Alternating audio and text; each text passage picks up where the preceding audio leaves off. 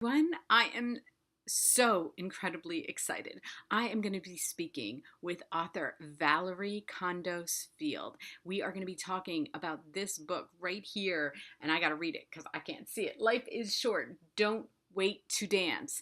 And this book is for everyone. I mean, whether you're in the gymnastic world or not, doesn't matter. I learned so many life lessons from her. I cannot wait to talk to her. So, everybody, here is Miss Val. Hi, everyone. I am so excited because today I am speaking with author Valerie Kondos Field, otherwise known as Miss Val, about her brand new book, which came out last week called Life is Short, Don't Wait to Dance. Thank you so much, Miss Val. This is so exciting. Thank you, Michelle. This is so exciting for me. You don't even understand. Like all day I've been so excited to talk to you. And, I follow college gymnastics and I follow UCLA on Instagram. There's like, they have We're their own. fun. Yeah. We're really fun. Yeah. You guys are lots of fun, tons Yeah. of fun. And I love that you put fun back into gymnastics. I think it's awesome. Yeah. And it's not just gymnastics. It's really like life. I have always enjoyed life, but ever since I went through the whole breast cancer thing 3 years ago or so, I've just put fun back into my life, and I realized, well, gymnastics is a big part of my life. Why am I keeping it on that? And so it's just, why can't we just enjoy life? Why does joy have to be taken away from stuff? I just don't Right. understand. Right. And that's what, this book is so positive and so many life lessons about, even in the coaching world, but it's like I was thinking about my own life, okay, and my own discipline and what I'm doing. And there's just such great advice for no matter what you're doing in life, I think. Well, and that is, the title encapsulates everything. Obviously dance is a metaphor for whatever makes your heart sing. And I just believe that so strongly that none of us know if we're going to get tomorrow. We really don't. Right. We know we have the day, so why wouldn't we want to enjoy today as much as we possibly can? And infuse it with really, challenging stuff. And I find that the most challenging stuff in life brings me the most joy, and I think we all do. And that's exactly how I felt with coaching. There are a lot of coaches out there that feel that you've got to strip joy out of learning in order to be disciplined and focused. And I don't believe in that at all. Oh, well, I think that, I was watching some videos of you on YouTube, and I think that is a testament. All I did was see you laugh and have fun and hug those girls, and I was just, it brought tears to my eyes because I was like, that's what they need. It's about that. And that's why they perform for you. And that's why they love you so much in all the videos of your girls and how they talk about you. It was so heartening. Heartwarming, I should say. It was just, it was amazing. And I just want to tell everybody you have announced your retirement for this year. I have. So I know that means this season is going to be extra special for you. This is my last year, and I've been the head coach. This will be my 29th year, and I've been at UCLA 36 years in total. Wow. And it was a really hard decision because of the relationships with the athletes. And but I just feel like in life when it's time, and I know this is the right time. And I love that about you. You're so spiritual, and it's like you could just go on that gut instinct, Absolutely. There's different parts of your life. It's like you just knew you wanted to do it, and now you just know that it's okay to leave it behind. Well, and you know what? I was realizing, someone asked me, why now? Why did I write the book now? And I said, part of it was that, honestly, when I was diagnosed with cancer, I realized that I had a bucket list, but I was putting that bucket list off for when I retired. And I realized that, I may not get tomorrow. Why am I putting this stuff off? So I started writing the book. The book was a big part of my bucket list. And it's so serendipitous that I write the book, and then all of a sudden the USAG gymnastics scandal hit. Obviously, I didn't know that when I started writing the book. And then this last season, anybody that's followed collegiate gymnastics knows we had the most miraculous win of It all was time. amazing. It was amazing. And I watched it. you could not have scripted it. Even if, like, I was talking to a producer about it, and I went into detail, and I said, he said, Valerie, if we would have scripted this, we wouldn't have put in this much detail because nobody would believe it. But it's true. And it's the last chapter of the book. And I can't tell you how many people have told me, I hope you don't mind, but I read the last chapter first, and then I went back and read the whole book, which I think is wonderful. Yes.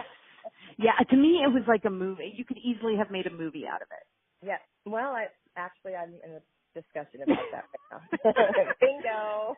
Oh, well, that's awesome. I love, because Yeah. that's what I kept thinking watching it. And of course, anyone who's in the gymnastic world, like, it was so exciting. And those scores were so exciting. Right. I mean, and your team is just, like I said, I follow them. I don't know why. I don't know, I don't even know how I got hooked up with them, except for that they're all on and they're always fun. And I was like, watching it and thinking, oh my gosh, these girls have so much fun at practice. I've never They seen do. so much Well, fun. you know what? Two things. One is we do start off every day just closing our eyes, take a deep breath, and I feel very, very strongly about thinking about something that we're grateful for that we have not earned. And the number one thing is, that we all have a strong mind and a strong body and we're able to do the sport. But then also the fact that we live in a country that allows us as young women to play games, to play sports, especially dressed in a leotard. How many countries can you think of right off the bat where women are not allowed to do that? And so can we just give thanks and gratitude for that? And when we start off every single day like that, the sport then transcends into something bigger. And getting back to what you initially said about why you enjoy watching our team, I think it's that. And our senior last year, the star of the team, Peng Peng Lee, said to me afterwards, and she said in many, many interviews, that the overall reason, the secret sauce as to why we won the national championship last year was because of love. Love for ourselves, love for each other, love for the team, love for the process, love for each day, love for the opportunities we had. And she just went on and on and on and on. She says it all comes down to love. For an athlete to say that, how amazing. Yeah, and for all of you out there who have never seen her beam routine, just go YouTube it, okay? Exactly. And the cool thing about that is when you do YouTube her beam routine, Peng Peng Lee 2008 NCAA Championship, you see her dismount and the whole team erupts sobbing. I know. Right? But this is the key. I didn't know that we'd won the championship because we were in fourth place. We were in fourth place when Peng went up. We weren't hoping maybe we could squeeze out second. So all of that elation, is that a word? Yes. All of that was simply because we left it all on the floor with no regrets. And then her score came up, and it was a 10. And eruption again. And we still didn't know that we had won. And that's when I go and I speak, especially to children, young athletes, I'm like, I want you to watch this. Because that joy was simply because they had no regrets. It wasn't because they knew they had won. It wasn't about winning at that point. And then the score came up and they were like, what? And that was just icing on the cake. Wow. Yep. Well, that gives you chills. So, Yep. It's funny that I'm getting to talk to you today. I have a son who is a collegiate golfer. Okay. And right before this call, right before I called you, he texted me and he didn't have a good day today. He had a big match and he didn't have such a good day. And in my mind, I'm like, what would Miss Val say? Because I have my back, And I was like, what would she say? Like, embrace your score today. Like, if you had a girl who fell and never fell, and then all of a sudden she falls, like, what do you say to them? You know what? I say to them all the time, because this is so true, that when everything's going well, you really need to enjoy it. But you're not learning anything from it. You're not learning when stuff goes well. you're just like enjoying and celebrating the moment. But it's when things don't go well, that's when you learn the most. And so him not having a great day was actually an amazing opportunity and gift for him to take his game to the next level, because he learned the stuff that worked, the stuff that didn't work, the stuff he had to change, whatever, to have a better day tomorrow. Had he not had that day he had today, he wouldn't have learned as much, and his game tomorrow wouldn't be that much better. So it really is a gift. Yeah, it's so hard for them to see that, you know, but I think you did do such a great job in teaching those girls, you know, right. to embrace that. This is part of my badge now. This is part of my war cry when people say, you know, how do we move forward in the sport of gymnastics? And I say, you know what, it's not just gymnastics, it's all sport. And I really believe we need to re-educate ourselves, our coaches, and the parents. Parents have to be re-educated on really what is the definition of success for your child. Because it can't be all about winning. It can't be. Right. There's only one that gets to say, ha ha, I beat you. In any sport, there's only one. So what is the rest? Is the rest just for nothing? Absolutely not. And so what is your definition of success? And our definition of success with our team is literally to have no regrets, not just at the end of the season, but every single day. Go home, journal, have some quiet time, have one-on-one with yourself and your maker or the universe, whatever you believe in, and have a heart-to-heart with all of the things you did today. Did you work hard? Were you honest? Were you honest with your friendships? Did you speak respectfully to your parents? Did you pay attention in class? Did you do a good job today? And if you could say, you know what, I really did, then that's success. Now do it again tomorrow. And do it the next day. I'm going to start doing what you had your girls do for myself. When you have them like fill out something in the morning, like kind of journal in the morning, like their day before. I swear that is go ahead, you talk, because I think everybody should do this. I really do. Well, it literally, we call it a tracking sheet, and the athletes go by the training room before they come in the gym, and they track how much sleep they've gotten. They track how they're feeling with illness, injury. Overall, we actually have a little spot where they put an asterisk if they've started the period. And the whole reason we do, and then we ask them to put down if they've had breakfast or not, because we train at 7:45 in the morning, and I want them to have had some breakfast. And what it does is it gives us coaches a barometer of how they're feeling, so that if someone has only gotten 3 hours of sleep, we're not going to push them as hard as we normally would, or ask them to do potentially dangerous skills. And the same thing if they're feeling sick.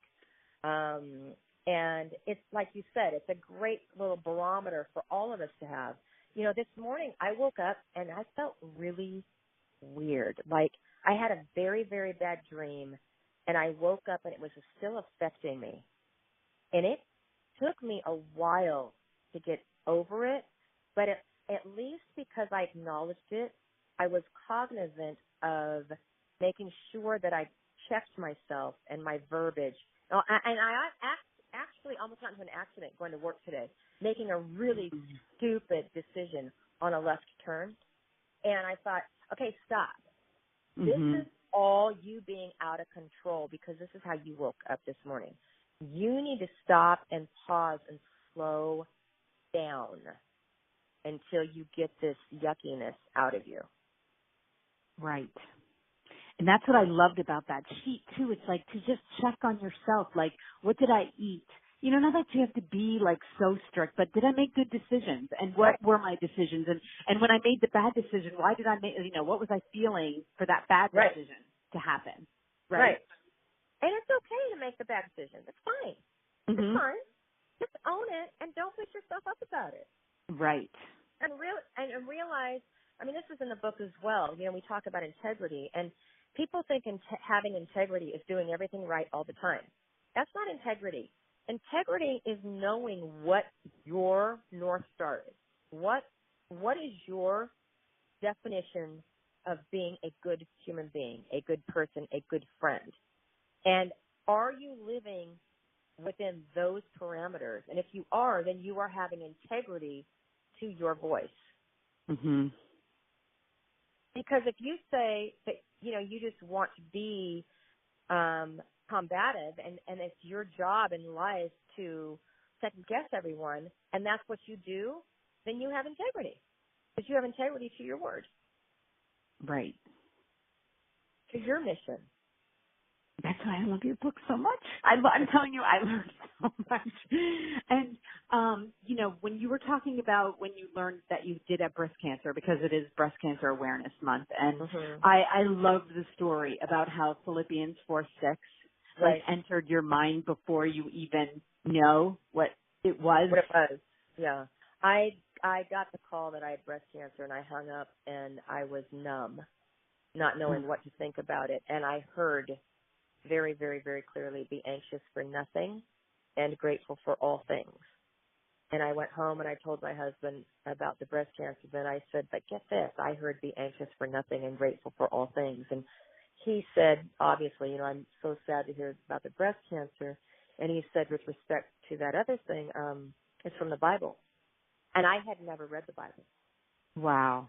And he said, go look it up. So I went and I looked it up. And sure enough, right there in Philippians 4, it says, be anxious for nothing. And then paraphrased, talks about gratitude for everything. And I was like, my world just stopped because I heard this before I ever read it. And this was a commandment. And like I preached throughout the whole book, that life is about choice, and the choices you make are going to dictate the life you lead. This was a commandment, and like even our faith is a choice. I could choose to obey or not obey. And I chose to obey. I just didn't know how I was going to obey. And then you can read the rest of the book. And I love, right. and I loved your journey, and you can read about it in the book, and just the way, you take that, which is like every woman's nightmare, okay, but then you get through it just one step at a time, and I always think that, about my day. It's like, is it going to ruin, whatever I have to do today, is that really going to ruin anything else? And then when that answer is no, which it is, okay, right. You're like, okay, then what am I thinking about this for today? There's nothing I can do about this today. Nothing's going to happen tragically today that, that I can't do. But I also had so many of my athletes throughout the process, because I went through a year of chemo and double mastectomy and reconstruction. And I had quite a few of them say to me, Miss Val, every time I ask you how you're doing, you say you're doing great.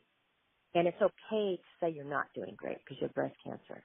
And I said, honestly, breast cancer is a part of my day. It's not my whole day.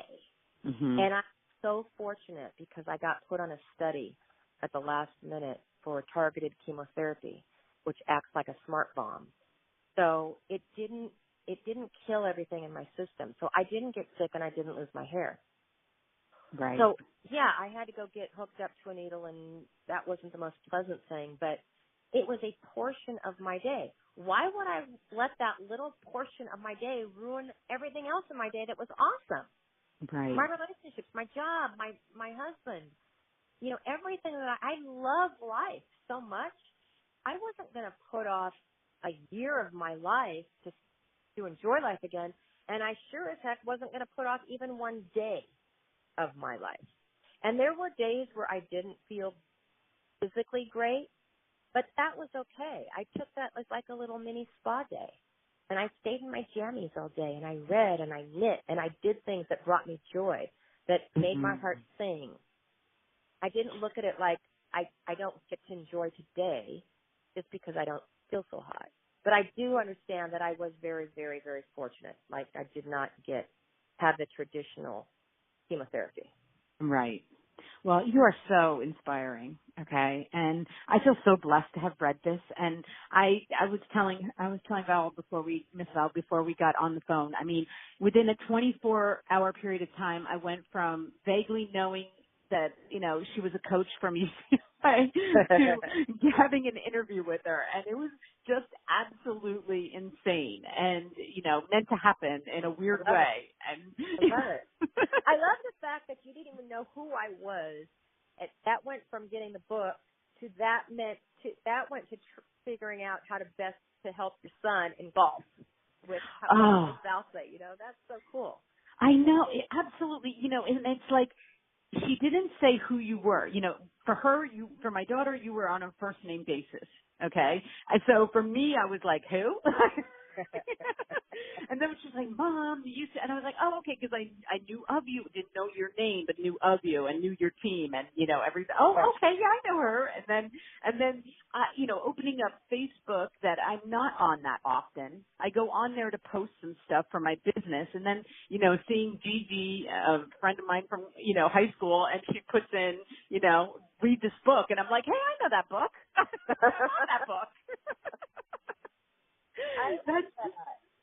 I know, and I'm only, just flippantly, saying, I'd love to talk to her. I know that book. I'd love to talk to her. And then, her saying, I can help you with that. I'm like, really? You can? That's so cool. It's very cool. That's just the universe telling us that we're in the place that we're supposed to be and doing what we're supposed to be doing.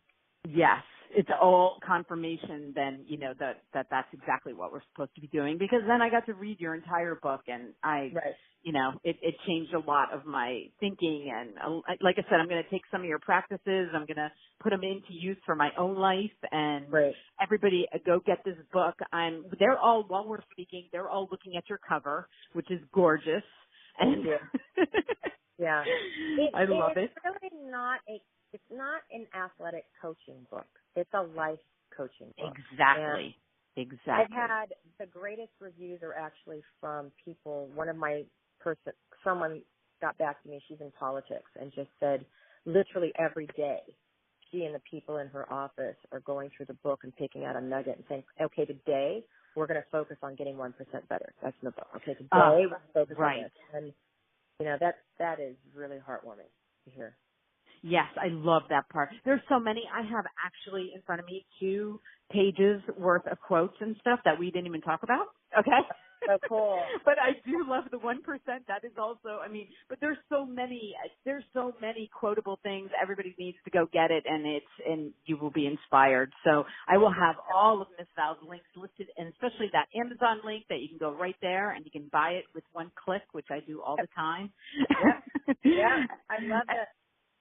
Thank you so much for taking time. Yes, Michelle, go ahead. I am a voracious reader. So when you asked to do this interview with me, I was like, oh my gosh, I was starstruck because I think people that read books are the coolest people on the planet. So thank you so much. Oh, and they still, like, I can't imagine doing anything else because I love it so much. So, which I know you understand because you did what you loved so much every single day. And, you know when you're doing it. That's all I can say.